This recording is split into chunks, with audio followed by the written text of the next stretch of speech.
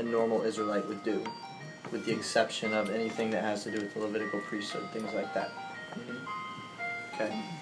So that's where we're at now. So really, we don't need to keep the discussion confined to, for instance, Sabbath, feasts, foods. Really, anything that a normal Israelite would have to do is where you're at this point. I haven't gone far into each specific law. They say there's 613. Some say there's less. Some say there's more. Some say there's specific commandments for women, some specific for men, and some specific for priests. So it might not be a whole 613, but yeah, I would say anything that is for the average Israelite, should be something that I observe today. And I don't mean for this to be an introduction to an argument or whatever. I'm just making sure I understand you properly. So, for instance, something like, just to get some examples, if you die, for instance, without any kids, would you want, for instance, your brother to be with Milagros and raise up a kid in your name or something, or things like that? I actually wouldn't mind that. if that's what the text is saying, for the sake of me having a lineage, I wouldn't mind it. But the brother can deny. I do know. Yeah, that. the brother can deny. You have deny. to put the slipper or something like that and spit upon him or something. Mm-hmm. Just yeah. I don't think my brothers would be in agreement yet at this point anyway. But, well, I'm saying from your perspective. But yeah, if I couldn't have any kids, you would encourage families to have that bloodline, practice. my family. Yeah, sure, why not?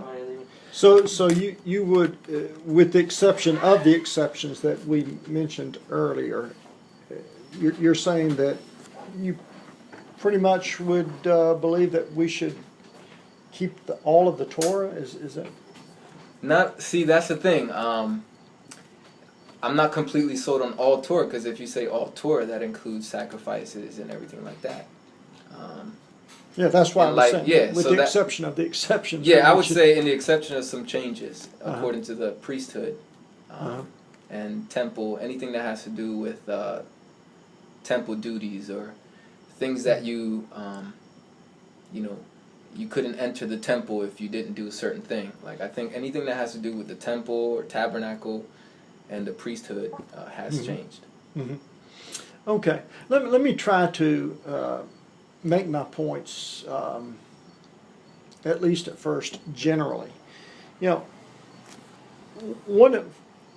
I want to hear your response to this. It seems to me that one of the clearest teachings in the New Testament, and one which is addressed, it seems like, in just about every book of the New Testament, implicitly, if not explicitly. And in some cases, it really deals with it rather heavily as a major topic. It is that we are not under the law of Moses. I mean, when you look, just off the top of my head, when you look at the book of Hebrews, Romans, Galatians, those would be the major books that I think would address this subject. Other books of the New Testament pull in this subject to some extent and deal with it. So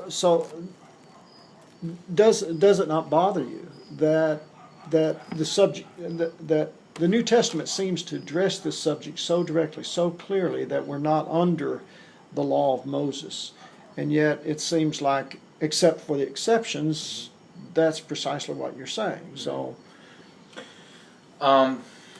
one of the ways I like to explain it, I think the schoolmaster one is one of the best ones. When it says the law was our schoolmaster to lead us to the Messiah.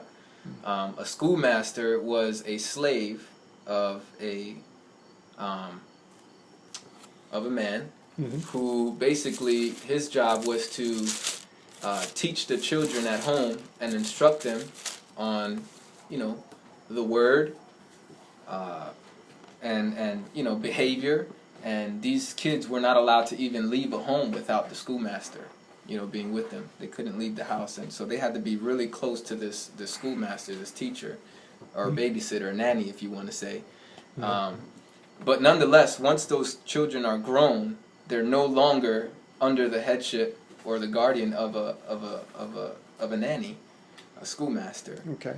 But nonetheless, those principles that they've learned from the nanny are still legit principles. So the principles don't get erased. They move on into maturity, but they still keep some of those moralities, those principles and guidelines that they learned from the schoolmaster. So I believe that the Torah all by itself, only by itself, is incomplete. It's like a cup half full, half empty.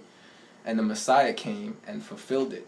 He not only raised the standard, but he fulfilled, and is going to even fulfill, because there's still yet prophecies that have not been fulfilled yet. But he kept the Torah. He kept all those commandments to the T. And if we're going to walk as Messiah walked and live as he lived, we ought to keep those commandments as well. With an exception of those laws that have changed, because he's our priest now and the priesthood has changed. So under the law, that's how I see it. It's what the law was, a schoolmaster temporarily to lead us to the Messiah, but those principles are not erased. If anything, they're on our hearts. They should be on our hearts and our minds now. When we read the text, there should be a connection. Okay, so I don't mean to get deeply bogged down into the text at this point, but to use the very text that you referred to in Galatians 3. And I'm reading from the New American Standard, which uses the term tutor. The King James Version uses the term schoolmaster, but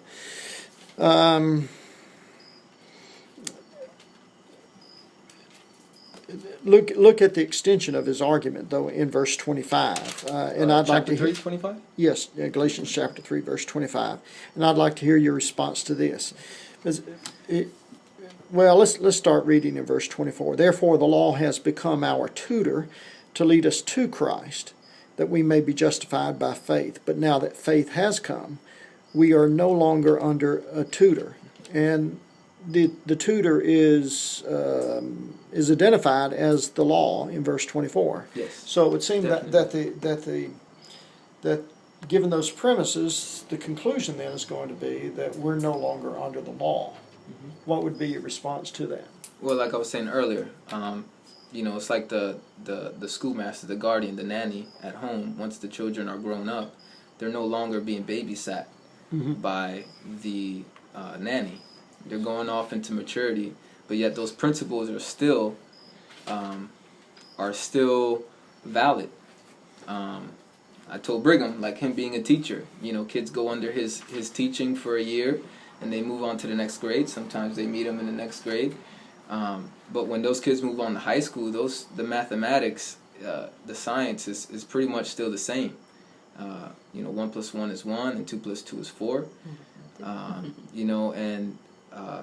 They might go on to learn more things that they ever learned under him, because he's teaching at a certain level. But and that's why Messiah is like a university or a college or high school, versus the law is like a elementary school teacher.